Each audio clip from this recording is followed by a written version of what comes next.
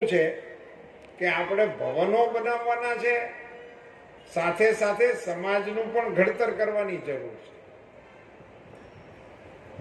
હવે આપણે સમાજમાં કોઈ નિયમો રાખ્યા છે, આપણું કોઈ બંધારણ છે, આપણે કોઈ નીતિ નિયમ પ્રમાણે હાલવું છે કે આપણે સમાજના નામે ભેગું થવાની છઈયો અને પછી ઘેરે વારો આવે તો આપણી મેળે છઈયો. એમાં હવે ખૂબ ગંભીરતાથી વિચારવાની આવશ્યકતા છે ને અન્ય સમાજો આપણી કરતા આગળ થઈ ગયા છે. 5-25 વર્ષ પહેલા એવો સમય હતો કે આપણો સમાજ નિર્ણય કરતો અને બીજો સમાજ એને ફોલો કરતો. આજે બીજા સમાજોએ નિર્ણય કરી નાખ્યા ને આપણે તો હજી વિચારણા નથી શરૂ કરી. આ ખૂબ ગંભીર મુદ્દો છે, એમાં આપણે વિચારવાની આવશ્યકતા છે. કેટલાય સમાજે નિર્ણય કર્યા.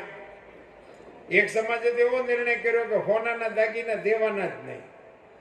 સામાજિક નિર્ણય છે, નિર્ણય થઈ ચૂક્યો છે. ઘણા સમાજની અંદર સમૂહ લગ્નોના નિર્ણય થઈ ગયેલા છે કે આખા સમાજના એક જ તારીખે લગ્ન થાય. કચ્છ આહિર સમાજ એની એક જ તારીખ, એ તારીખે જ બધાના લગ્ન થાય. આપણા સમાજે આવું કઈ વિચારવાની આવશ્યકતા છે.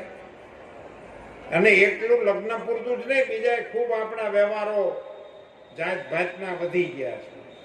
એમાંથી જો આપણે સામાજિક બંધારણની કોઈ અસર નહીં આપીએ તો આ ભવનો એ સગવડતા આપણી વધારશે, પણ સામાજિક પોત જે આપણું હતું એ પોત ઘસાતું જાય છે. જયરામ બાપાએ છૂટાછેડાની વાત કરી, આ બધું વધતું જાય છે, એનું કંઈક કરવું જોઈએ.